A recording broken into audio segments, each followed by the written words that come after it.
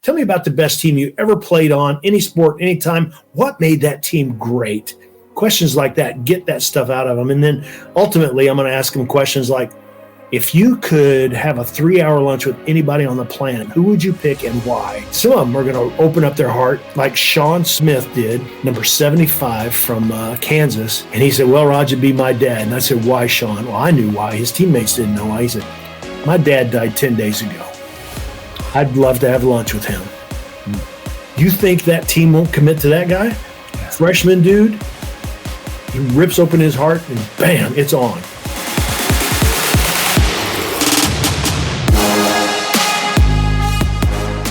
Hey, it's a great day to get better. Greetings. Welcome back to another episode of Becoming Undone, the podcast for those who dare bravely, risk mightily, and grow relentlessly.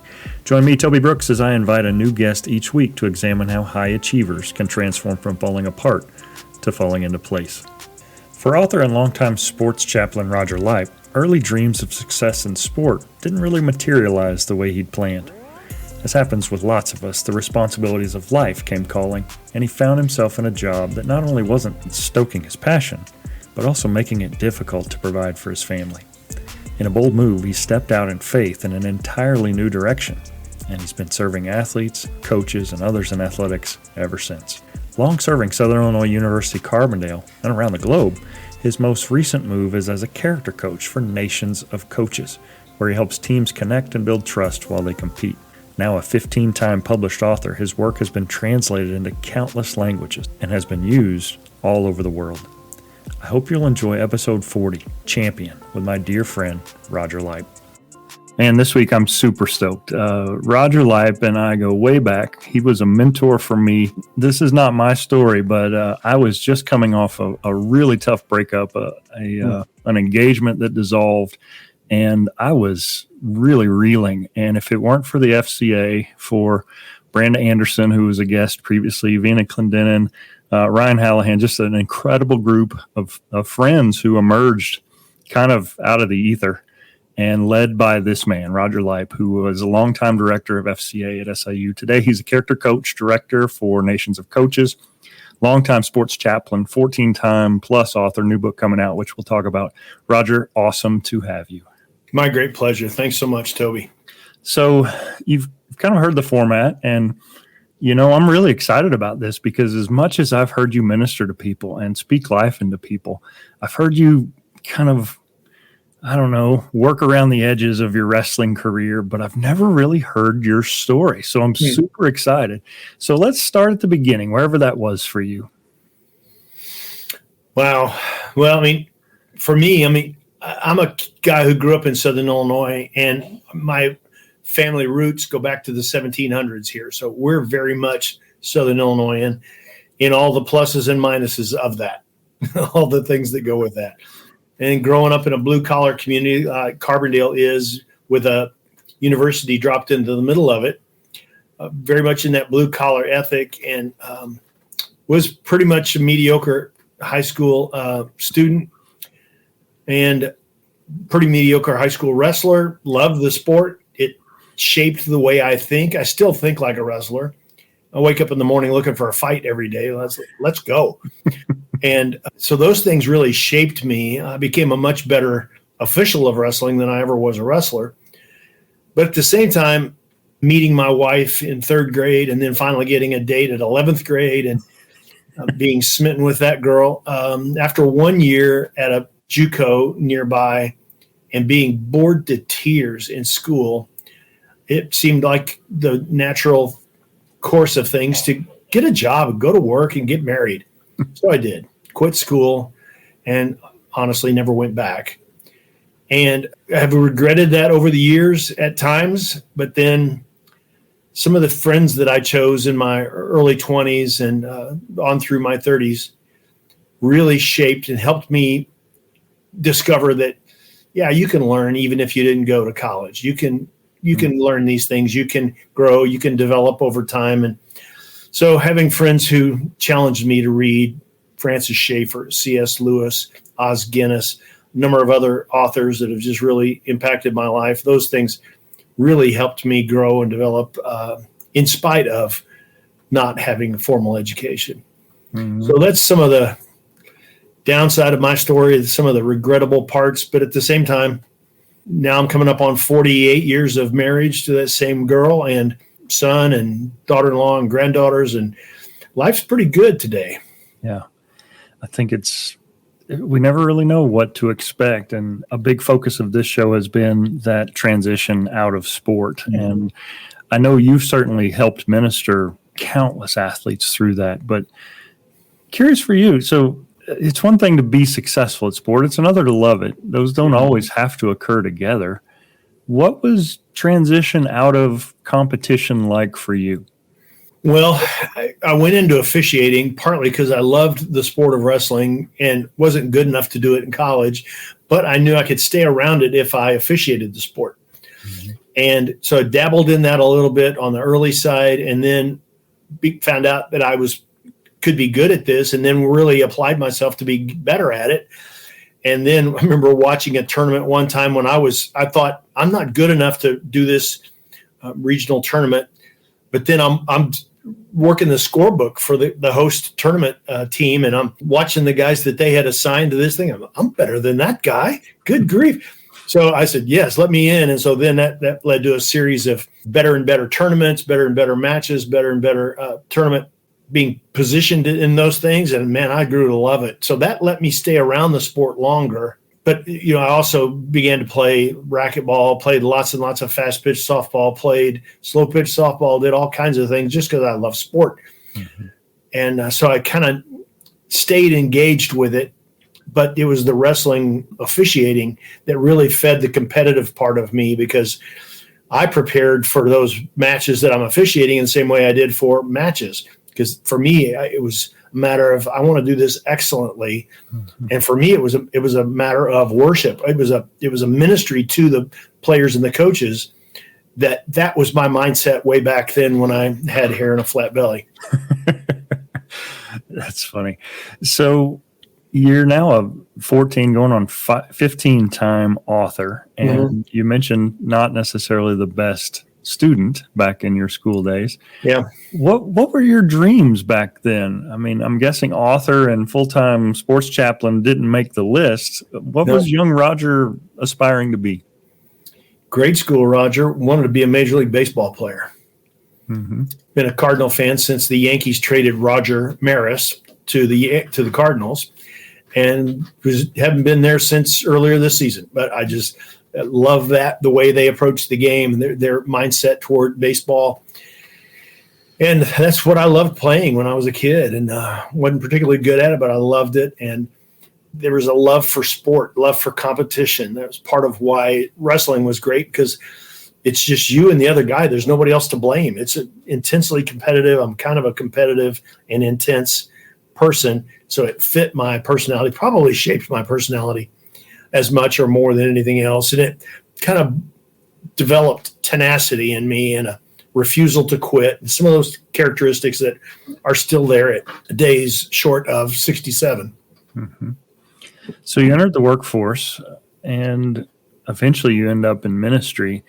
What was that transition like? Well, did you sense that there was a larger purpose that you weren't fulfilling? Was there a pull toward or a push from? Yeah, both. At 16, I was part of the Jesus movement and the development of that from California, the Jesus Revolution film. I mean, I was in part of that last scene in that stadium in Dallas. I was one of those knucklehead kids down there.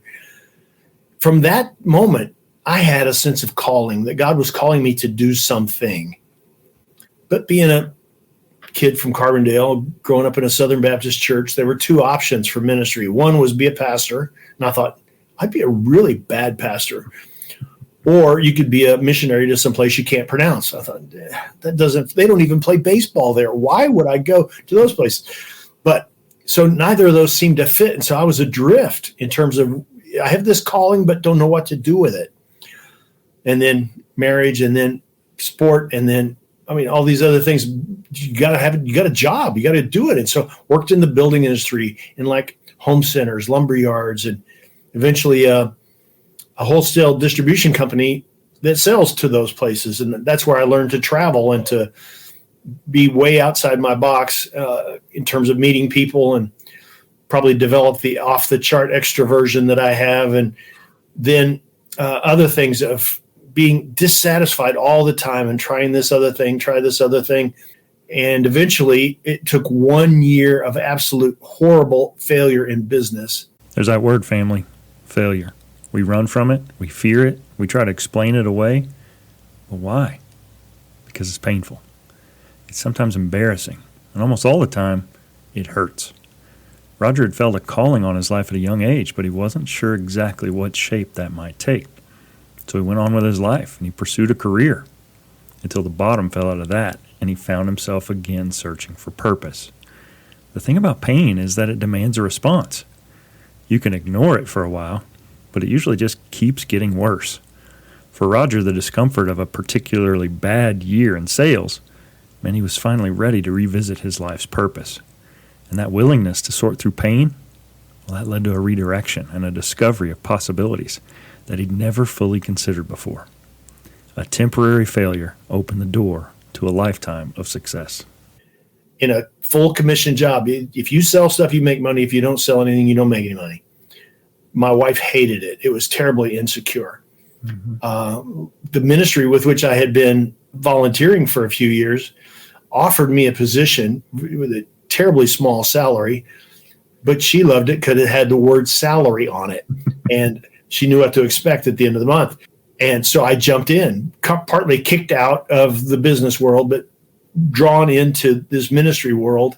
And working the next 4 years for my mentor really kind of replaced what would have been college and seminary for me.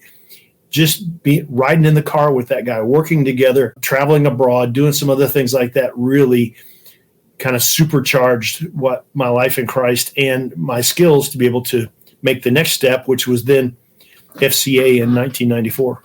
Mm-hmm. There's certainly been a big pivot for young people where your generation and even my generation as a Gen Xer, like, we made our own way. And I find myself guilty as well at times where you want to be that lawnmower parent that's clearing the path for your kid, or the helicopter parent that's hovering over. No doubt. But if we overprotect, we rob those under our charge of the value of failure. And it's been said, and by a smarter person than me, that we'll learn more in failure than we would have in success many times. What did that failure teach you that you think maybe if you had just kind of idled along and grown as a salesperson, you wouldn't have learned? One, that failure is not terminal. One can recover from it. I often tell young people now, it's like I've been talking with guys who are just graduating and trying to make the next step in their playing career. And often I'm telling them, look, let's suppose you make this choice and it's horrible. It's just bad, 100%. It's only a year. You can recover from it. It's not that big a deal. You can come back. It's not that bad. Do your best to make the best decision possible. But in the worst case scenario, you can still come back. I said, look, I've failed plenty. I'm not scared of it anymore. Let's take some risks. Let's get after things. Yeah. So making that jump from, in your case, it's kind of the opposite of the way I tend to see it, where we jump from something that's safe and known into something that's unknown. You kind of did the opposite. You went from, no ceiling, but also no floor in a full commission job to a steady income and promise of training. So when you're standing on the edge of that possibility, what did that job opportunity offer that continuing down that path wouldn't have given you? Great question. And it was very simply this. It gave me the opportunity to pursue the calling that I thought I had. The thing that was still echoing in the back of my mind from 16 years of age. Here I was at 30, 29, 30. Anyway, all of a sudden I can see it and I can almost touch it. Like, it's right there. Let's go after this. But that was it. It was the sense of purpose. Why did God make me, and how can I go after that? And to kind of draw the sporting thoughts full circle, I remember in 1980 watching the film Chariots of Fire. And up until this point in my life in Christ and my life in sport in particular, I had been a very dualistic kind of person that, you know what, I love to compete. I'm going to go stinking hard. But I could hear people at church saying, Rog, play nice. I hate playing nice. I love to play really hard. Mm-hmm.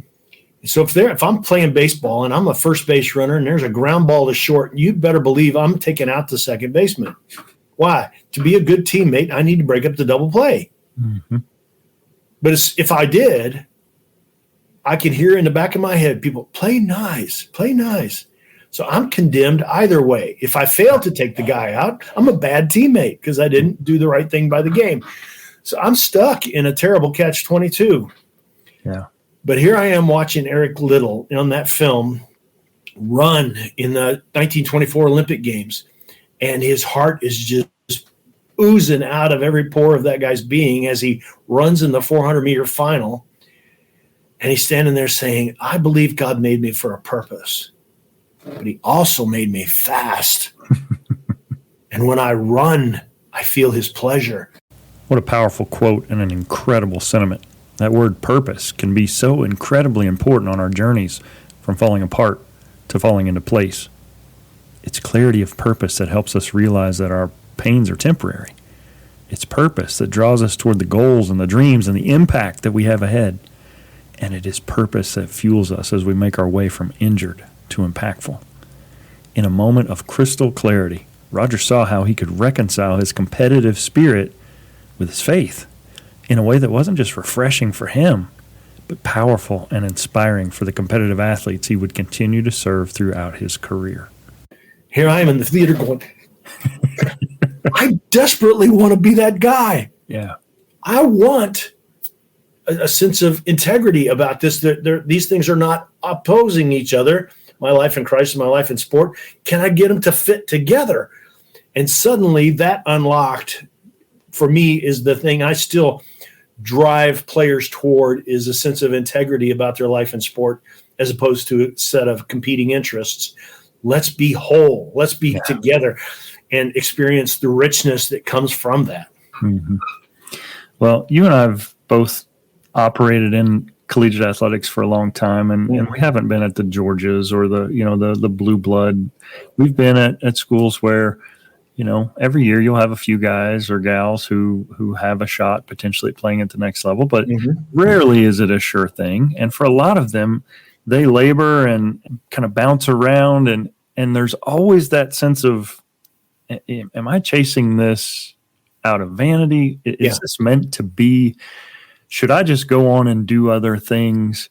And so what do you think that experience, going from sales to eventually into ministry, how does that impact how you counsel people who are searching for that purpose and struggling with whether or not to give up on a dream and go do the sensible thing, or to stick it out and maybe become someone who made a roster, who made a difference, who ultimately did achieve their goal? Hadn't thought about it much until you just said this, but when I look back at how I talk with players about that very issue of, should I take a shot at this thing? I invariably tell them, go, do it, take your best shot. I remember telling Ryan Hallahan that. I said, look, they're not calling you if you don't go to the workout. If you don't go to the no, they're not calling. But if you go and you just blow the thing up, maybe they call you. But they're certainly not calling if you don't go. So take the risk, go out there, do it. I remember watching him play in the game. It might have been in Louisville, but I remember that guy doing that, taking his best shot, and he could walk away knowing, I took a big shot at it. Mm-hmm. Now that dude's a big shot in San Diego PD. I'm like, I'm proud of that guy. But he didn't turn into Harry High School wearing his letter jacket at age 40 going, I probably could have played in the league. Oh, shut up. Take your shot or shut up. Yeah. And so that's what I tell guys. I remember there was a player, linebacker for us a few years ago. I'm watching him late in the season. I'm standing on the sideline, watching him chase a play across the field. He had a back injury. The dude running like an old man. I ran better than he did. And then like the next week, I'm standing there by him as the last practice of the last season of the last game of the season. And I'm saying, all right, what are you going to do here when the season's over? He said, I think I'm going to train and take a shot at the NFL. And I kind of looked at him, and hopefully I didn't emote on my face what I was thinking, because I'm thinking, dude, you can't even run now. What are you going to? Then I looked at him and I said, son, go for it. Take your best shot. And you know what? That dude did not get drafted, signed a free agent deal. He played 3 years for the Miami Dolphins. Wow. And I'm like, I saw him for breakfast one day at Mary Lou's in the off season. And I said, man, I'm proud of you. You took your best shot and you succeeded. Good for you. Yeah. I struggle with this one because I'll have students sometimes who, they're on the verge of failing out of the program, or maybe they have to retake a course, which means they're out a whole year and they have to come back. And I struggle with how to counsel them in that moment. And I'm always reminded for myself, there's a scene in Rudy where Rudy's at the bus stop getting ready to go to South Bend, and his dad comes and talks to him. His dad being the voice of reason. And so many times I feel like I have this conversation with myself instead of having the courage to take the big swing, to do the thing that it takes, starting a podcast or, whatever it is that I'm terrified of. My Rudy dad comes and sits down in my brain and says, you can live a damn fine life being a Rudiger. There's nothing, Notre Dame's made for elite athletes. It's not made for you. But the world does a pretty good job of putting people and naysayers in our path that will do that. You take a different path. You speak encouragement and life and light into people. And I'm curious your take on that. Yeah, I couldn't live with myself otherwise, because I know most of the best things that I have done in terms of accomplishment, or even more than accomplishment, fulfillment and significance, it came at the cost of risk. Absolutely. There are no guarantees, but the best stuff has happened because I'm willing to take the risk, whether that's traveling to parts of the world where I don't know anybody, and I'm going to show up and hopefully a dude's going to meet me at the airport and we're going to go. I'm going anyway. But it's like, even got in trouble with my wife last summer because I said, look, baby, I'm not asking for permission. I am going. And that took a while to overcome, but for me, it was worth the risk because I was really connected with the people I was going to go serve. And man, the travel there was bad. The travel back was bad, but the time when I was on the ground with those guys was outstanding. Yeah. It was worth it because there was significance attached to it, not just a box to tick. It wasn't just, something on your bucket list. No. This had significance to it more than some fleeting, hey, let's go do a crazy thing. Nah. Yeah. So you leave sales and go into ministry. By the time I met you, you were chaplain at SIU and had served in that role. But there was more to that job than we realized. Being an FCA staff member meant you were serving a huge rural geographic area. Very big. What was that season of life like for you? And what did you learn that you still brought forward with you into your role today? Yeah, I spent a lot of hours in the car trying to go see places, trying to pioneer this ministry into new communities, connecting with people. Thankfully, my ministry with my mentor's ministry was deeply involved with volunteers. And so most of what I learned about leading volunteers came as a benefit of having worked there, because virtually everybody I worked with in FCA was a volunteer also. All those huddle coaches scattered out in schools all over the place. One has to lead them differently than he does if you're leading employees. You know what I mean? Leverage. You have to, it's all relational. And so that really enhanced what I did. A large part of what I learned was how to do that well, to get people onto your team and keep them on your team and nurture and develop those people. That was a huge thing. And then, but that also gave me a place to experiment with things like writing, like leading camps, like doing other things to help develop ministry in sport that was for the sports people, not really for fans. And so I still have opportunities to do that in the U.S. and abroad. And man, that's some of the richest stuff I get to do, to see things we cook up in my house in Carbondale suddenly have an impact in Kazakhstan and Ukraine and Russia and that's pretty rich for a dude from Carbondale. That's awesome. So you spent several years at SIU. During that time, and I remember getting your emails. I think I'm still on your list. and those kind of regular devotionals. Yeah. Where did the thought of I'm going to turn this into a book or expand my reach beyond? I don't know what your highest number of student athletes at SIU, but anywhere from 20 to 40 that probably attend your weekly get-togethers. Mm-hmm. But certainly now your book it's been interpreted in other languages. It's gone around the world. Where did that idea spark from? It's funny because the writing of the stuff for the very beginning was very haphazard and backward, as is often my case. I stumble into things. Women's basketball at Southern, I had just kind of been given entrance. Brando was on this team. They started the season. Mary Helen Walker was a friend of ours, and I'm at practice a couple of times, and I'm watching them and exhibition games coming along. Mary Helen said, Raj, we're not very good. We can't concentrate. We don't have any intensity. She listed about the 3 or 4 things that are my best stuff, and I thought, what am I going to do?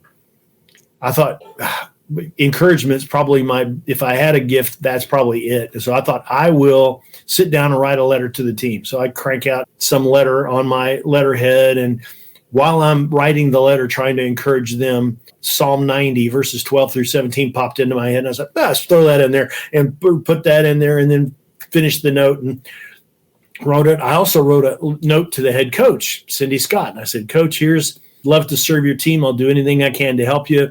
Put both letters in an envelope, 2 envelopes, and handed them to Mary Helen. I said, now, look, if either of these things are too forward, throw them in the trash. I don't want to jeopardize anything with you and the head coach. So you go, okay, well, here comes pregame. They do all their warm-up.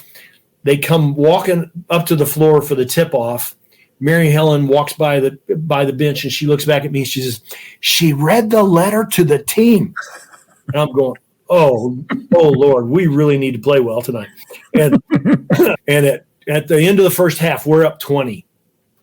Mary Helen walks by, write more letters. I said, play another half.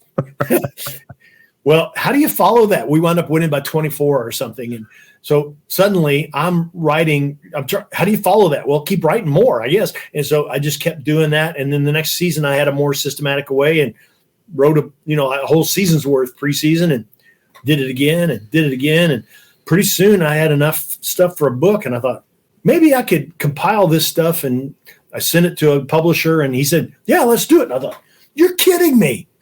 Blew me away. That was the beginning of it. Very backward, very, I don't even understand. But suddenly I was given favor in a remarkable way, both by Coach Scott, by the players, by the publisher, and all of a sudden here it goes. Yeah. The irony is so thick you can cut it with a knife. Sure. Well, to he who is faithful in a little, more is given, right? Yeah. So in my mind, you'll forever be the face of SIU and of Southern Illinois FCA.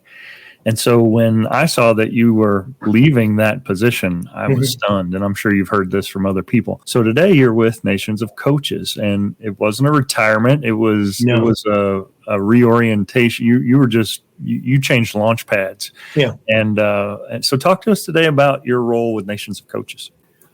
Well, I've known the guys who run Nations of Coaches since the CEO was in a coaches huddle with me at a camp in North Carolina way back decades ago. We were in a group together, and so we kind of stayed roughly in touch over the years, and he was one of those guys getting my Monday morning devotions, and we've stayed in touch, and I guested on a couple of things they did, and we'd bump into each other once in a while and compare notes on people. And March of 2020, got a note from their CEO saying, our COO saying, hey, there's a position we want to fill of a character coach director. Here's the job description. Do you know anybody who might fit this? Because I've got a pretty broad network of people who do this all over the world. And then he's in another paragraph, and he says, and if it would interest you, we'd love to talk with you. Well, I opened the PDF, read that thing, and I thought, holy smoke, this looks like me. And sent it to a couple of my best friends, and they said, hey, are you sure you didn't write this for yourself? And I'm like, oh, gosh, I guess I have to talk to him now. And I thought, well, I'll have 3 provisos. These 3 things must be, or I can't even think about it. And they went, check, check, check. Good idea. I'm like, oh, I guess I have to keep talking with them now. And started pursuing this and thinking about it, and 8 Zoom meetings and an in-person meeting and such later. And they're offering me a job. And I'm going, this is the thing I've been asking FCA to let me do for 20 years. Mm-hmm. And these guys want me to do it as the only thing that I do. In my role with FCA, I had a bunch of roles and responsibilities that were central to my job. And then most of the character coach, sports chaplain stuff was on the edges. These guys gave me the opportunity to pull that right to the middle and to do that exclusively.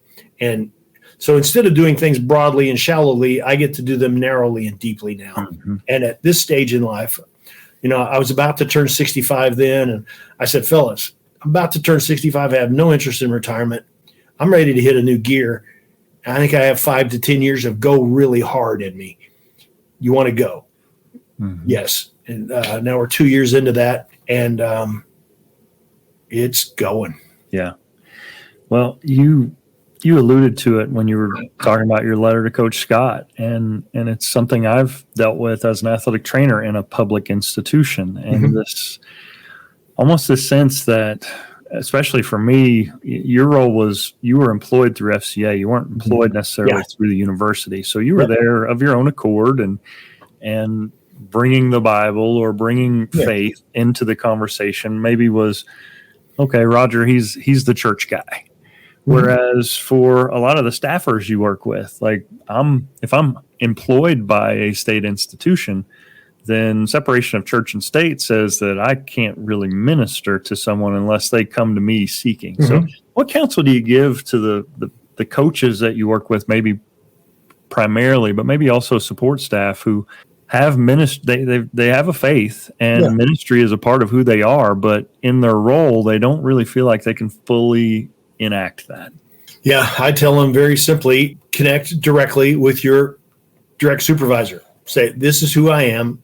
It's the same thing I tell coaches if they're going to let me serve their team. Say, Coach, tell me where the boundaries are. I'll play within the boundaries. Pretty simple. It's like, this is the boundary. Don't go outside it. Okay.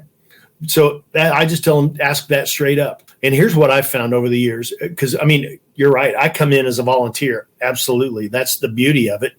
You can't fire me. I don't work for you. They don't have to let me in there anymore. But the thing is, if I play within the boundaries that are given me, there's pretty wide freedom in there. And that's pretty much it.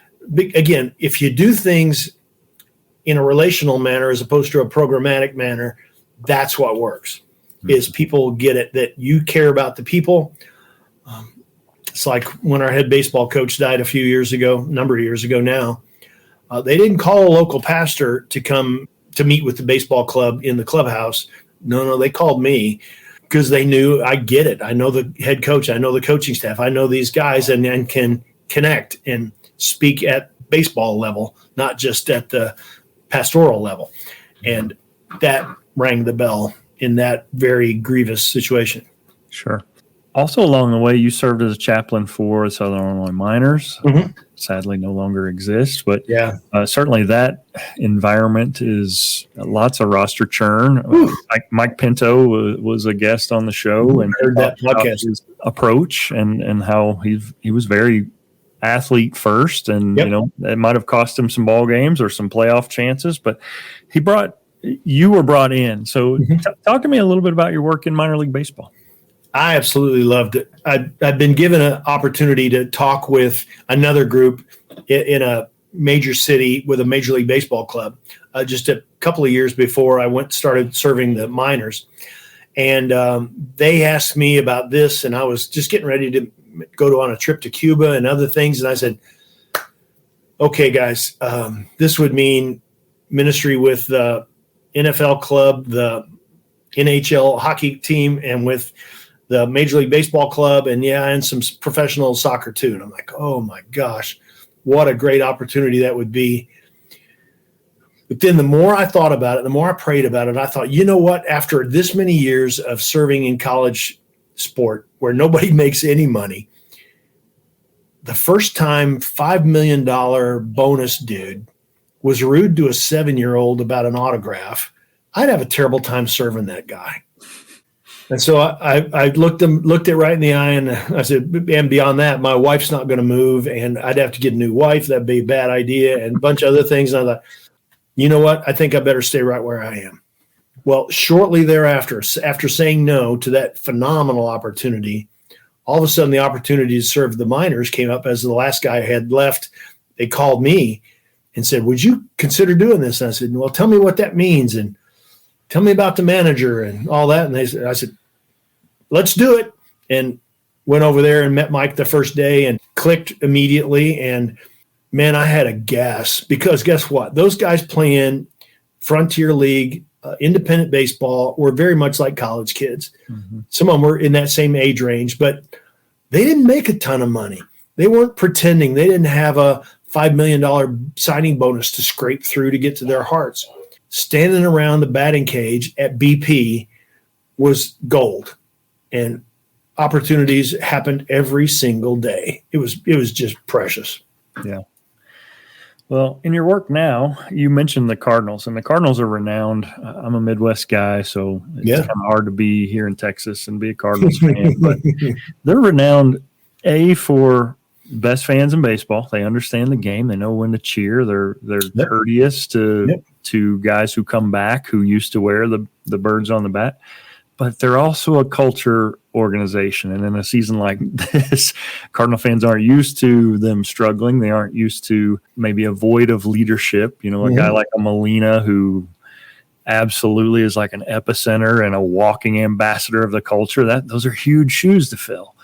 And we were talking off camera before the start. In this day and age of transfer portal and name, image, and likeness, coaches have to re-recruit their rosters every day. So what do you do to help build culture or help coaches build culture so that they can kind of stem the flow, if you will? I heard that roughly 50% of all rosters turn over in a given season, and some places it's worse than that. I think we lost, of our 15 or so guys, we lost 10. Almost all to the portal or NBA. And so it's so hard to build a culture when the faces change year to year. You don't have a 4th or 5th year senior anymore. What do you do to help build that from within and make that part of the organization you're working with? That's what I work hard to do with teams. And I kind of developed, if I had a secret sauce, it was developed with Jerry Kill when he was a head coach here. We started in 01 and then 02. And then between those the 2002 and 2003 seasons, we were standing there in his office and talking for a moment. And he said, you know what, Roger, I don't think our guys know each other very well. And just on the edge of that comment, I started contemplating, what does that mean and what should be done about it? And the more I thought about it, I thought, the best teams I've been around, anywhere, any sport, anytime, they're great teams because they're committed to each other. Mm-hmm. The problem is, human nature being what it is, we don't commit to people we don't trust. And we don't trust people we don't know. Mm-hmm. So if we go all the way back to Jerry's original question, I don't think our guys know each other very well. How are you going to build a team if they don't even know each other? You don't know that, number 62 is Mike Fritzler. How do you get that done? And so I started working on a way to develop teams by first helping them know each other, get the facts of who each other are. Secondly, getting their stories of their passion for the game out of them. That's the stuff teammates trust about each other. That dude's a player. That guy gets it. All that stuff that's about the game will build trust over time, especially as they play, but more as they talk about it. What's important to you in that? And then thirdly, if I can get that guy to unzip his heart for a second and show us what's really important to him or what's at the core of who he is, that's what they'll commit to. Mm-hmm. That stuff that's a core of you, that's what they'll commit to. And so I work in the preseason to do that. Who are you? Get to know you, identity kind of stuff first, then get to their passions, and then thirdly, get to the depth of what's at the middle of their soul. If I can get that out of them, that's when commitments get made, and that's what builds excellent teams. Hit the brakes right there. Let's recap, because this is absolute gold. To build a high-performing team, you need trust. But trust never just sprouts in a vacuum. Let's go back to Roger's quote, "We don't commit to people we don't trust. and we don't trust people we don't know. As a result, that first step is to help teammates get to know one another. From there, that second step is to allow them to connect with each other's why they have a love for the game, what's their motivator that sets their heart on fire to compete. And from there, the last step is to create safety and a culture where members can be vulnerable with one another and pursue their goals together. Those are the seeds where trust can sprout. And any team that has trust has a shot at doing some pretty big things. Obviously, you have to have talent. Obviously, you have to have scheme. But this softer skill kind of stuff is what most coaches don't want to do and are not good at. But it makes room for a guy like me to come in and help develop that bond in the team. Absolutely. So Coach Kill obviously has leveraged that to great success everywhere he's been. Minnesota, now NMSU, if I'm not mistaken. Yep. Yeah, New Mexico State. With Mario as well. Yep. So say a coach is listening right now and they don't have access to you being in their office helping you instill this. What would you tell them if they're trying to build this culture on their own? Where would you point them? Well, I would point them to their own resources they have right there at their hand. The ability to ask good questions, because that's my process. I don't tell them squat. I ask them questions. I mean, this is the uneducated guy using Socratic method I ask questions to lead in a direction for the discussion, and I get them to discover the truth I would have taught them anyway. Sneaky. I just get them to go along, and I kind of facilitate the process by asking questions and follow-ups and, okay, where does this go? And get them to talk to each other, and it happens. But it's not rocket science, but it's built on those three big ideas. Who are you? Get to that sense of who are you, where are you from, what's, background, all that stuff. Birth order. I ask them about all that kind of stuff and get those things out. One of the best things I do every year is I'll get guys to pull up their sleeves and say, tell us about your tattoos. And I get the real story on those guys from their tats. It's amazing. Learn more about them in 5 minutes talking about tattoos than I could have for months otherwise. But then beyond who are you, then what makes you go in the game? You can ask questions that pull out their passion for the game. Who's the best player you ever played against? Who's the best teammate you ever had? Tell me about the best team you ever played on, any sport, anytime. What made that team great? Questions like that, get that stuff out of them. And then ultimately, I'm going to ask them questions like, if you could have a 3-hour lunch with anybody on the planet, any living person, who would you pick and why? Well, some of the dudes are going to pose and they're going to tell you a porn star or some celebrity, whatever, sit down.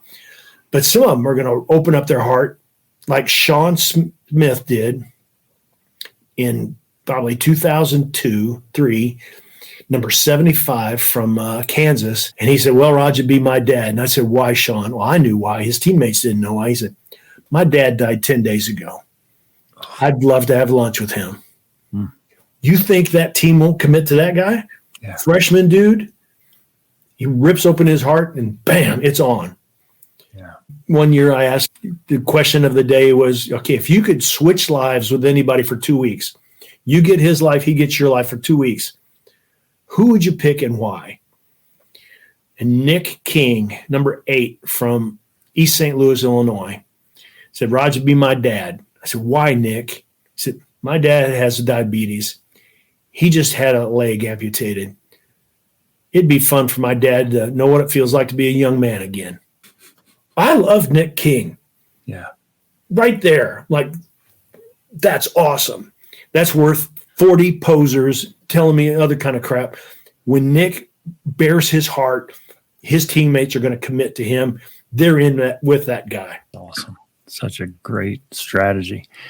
And you're right. We connect with people when we really know them. And when they have their masks on, or a sport is, I've heard it described as maybe only second to the military. And we have this false bravado, like it's weakness to be vulnerable. Yeah. And what you're talking about, I mean, that's Brene Brown. That's vulnerability. Yep. And if you want to build a culture, we can't do it if we're all walking around armored up. Yep. And that kind of thing, I do this in locker rooms.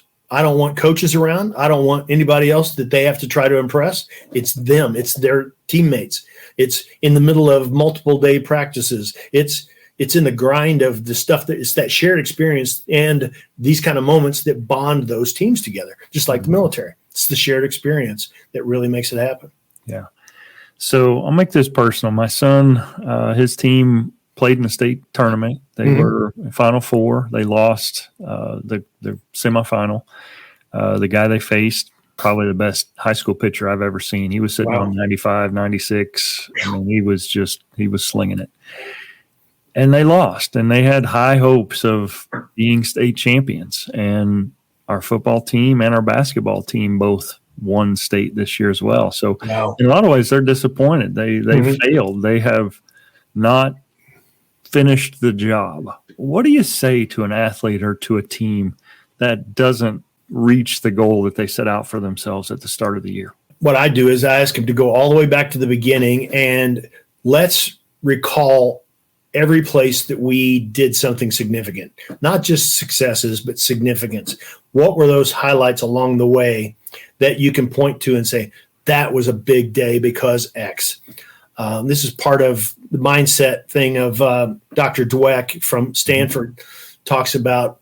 It's not necessarily the event itself, but your retelling of the event that really sticks in your brain and becomes the long-term memory.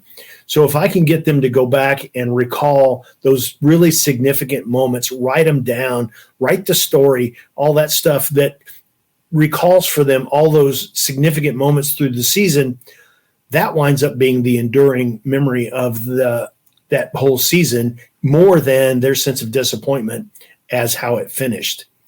That's what I would tell them to do is go back. Let's recall these things.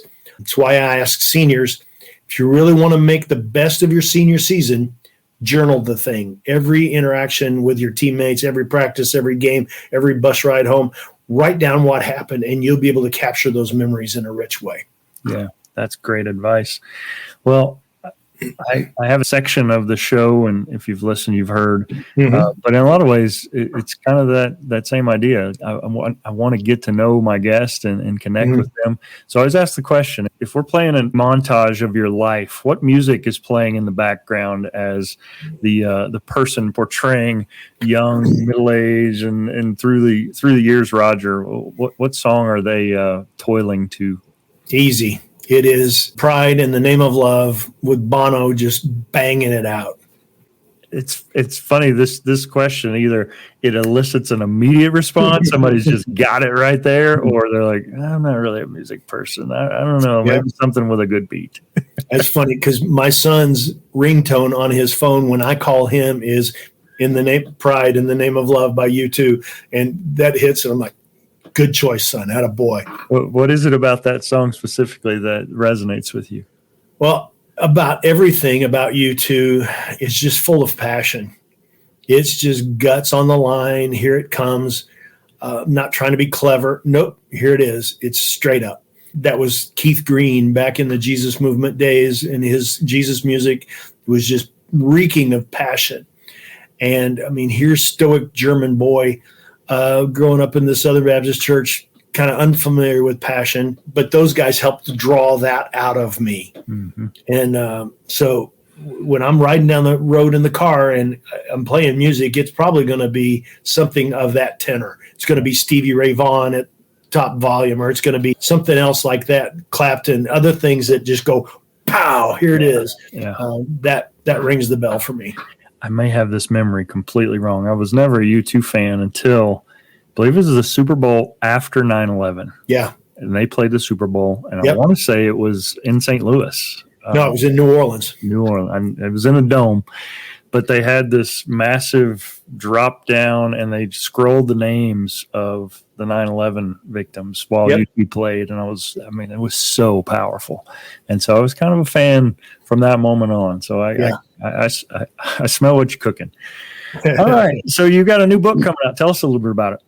Well, for about 40 years, I've been in the process of trying to make disciples. And most of the time that has been either a one-on-one or a small group process. And most of the time that has been approached from the church culture side with different exercises, different ways to go about that. But I've been living in sport culture now for about 29 years. And so the more I'm in that, I fit sport culture better than I do church culture. And I'm thinking, how can I express more in a sporty way, respectful of the sporting life, a way to develop these same disciplines, these same processes and resources of developing one's life in Christ? How can I have that happen that fits the elite sports person? That's the whole idea. As I'm writing for guys like me to use with elite level players, that being in the U.S., collegiate level and pro. The rest of the world, it's like the good developing club level and pros. They're not like normal people.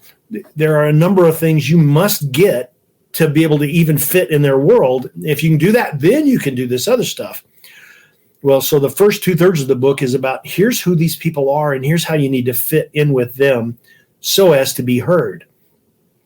So that's the first 2/3 of the book. And then the next part is here are these exercises you can do.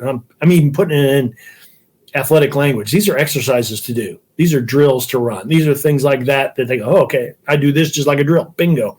You just run that drill every day. And so that's what it is going to be. That first part, here's what these people are like. You have to be able to fit these things just to be heard. And then here's some things that we know fit them because we've been using them for a number of years. Mm-hmm. That sounds great. So that's book number 15. My aim is to have it to that point, 1 June, to be able to launch and have it available this fall. Super. So that leads me to my last question. What for Roger Lipe is left undone? That book is something that's like almost an opus. This is the thing I want to make sure this is done, because as I was trotting the idea out at a bunch of my global friends around the world, I'm sending them a note. This is what I'm working on. Is this of interest to you? Because in most of their cases, I'm going to give it away because, in Chennai, India, they don't necessarily speak English. So I'm sending it to some of those friends. And I say, I'm going to send you the PDF. You may translate it. I have no profit motive in this. I'd love for you to use it in your country. And so they're already going. My friend in Chennai says, all right, I'm going to translate it into Hindi and 2 neighboring languages as well that surround Chennai. I'm going, wow. But I know my friends in Ukraine and in Poland and Russia and elsewhere want to use it. My friends in Latin America want to use it in Spanish. So that's one undone thing for me. I want to get this pushed out the door to where it's available for them to use. Because a lot of the stuff that we do in the church just does not fit sport culture very well. It kind of chafes like a bad sweater. They're going, I don't get this. But if we can put the jersey on that fits, they go, yes, I can run with this. Let's go. Yeah. That's what I want. Awesome. So how could listeners connect? What's the best way to catch your work? Yeah, the simple things are you could catch my Twitter handle at Saluki Chaplain. Pretty simple, at Saluki Chaplain. I have a blog, but it's way too wordy. The simple thing would be to email me at rlipe@nationsofcoaches.com. Okay. rlipe@nationsofcoaches.com. I'd love to converse with coaches who want to talk about how do we do this team development stuff. I live to do that stuff. There are a lot of coaches that say, I want a character coach. I just don't know how to make this happen. That's what I do for a living. I can help you figure that out regardless of sport, especially if you're in college basketball, men's or women's. That's my job. I can certainly help you find that and help you develop that. Mm-hmm. Well, Roger, it's exactly as I expected. I always walk away from a conversation with you inspired and a little bit challenged to get back after it. Your energy and your enthusiasm never disappoints. So thank you so much for joining us today. Thank you, Toby. It's been a pleasure. I'm loving listening to your podcast. Thank you. For Roger Lipe, it's been a fulfilling journey aligned with athletes and what he often refers to as the people of sport.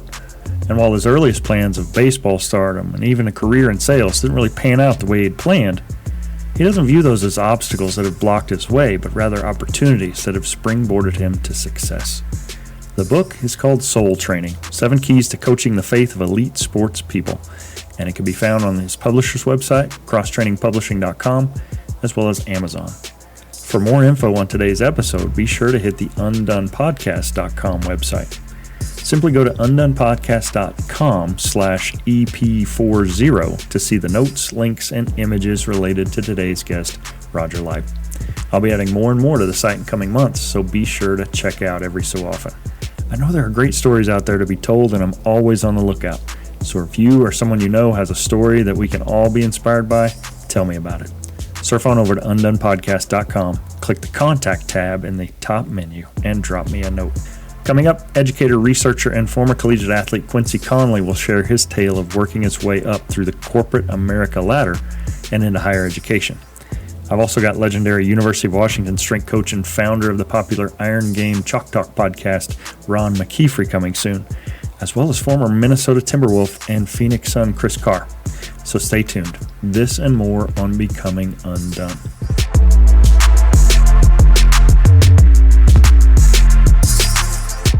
Becoming Undone is a Nitro Hype creative production written and produced by me, Toby Brooks. If you or someone you know has a story of resilience and victory to share for Becoming Undone, contact me at undonepodcast.com. Follow the show on Facebook, Instagram, and LinkedIn at Becoming Undone Pod, and follow me at Toby J. Brooks. Listen, subscribe, and please leave us a review on Apple Podcasts, Spotify, or wherever you get your podcasts. Till next time, everybody, keep getting better.